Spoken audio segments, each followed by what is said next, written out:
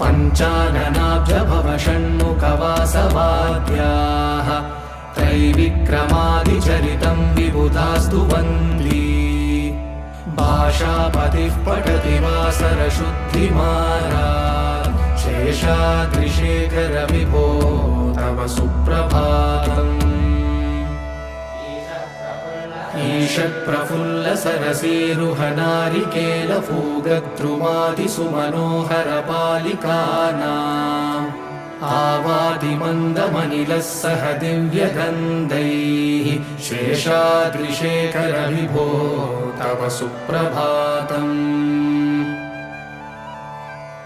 उन्मील्यनेत्रयुगमुत्तमपञ्जरस्ताः पात्रावशिष्टकदलीफलपायसानि भुक्त्वा सलीलमतकेलिसुखाः पठन्ति।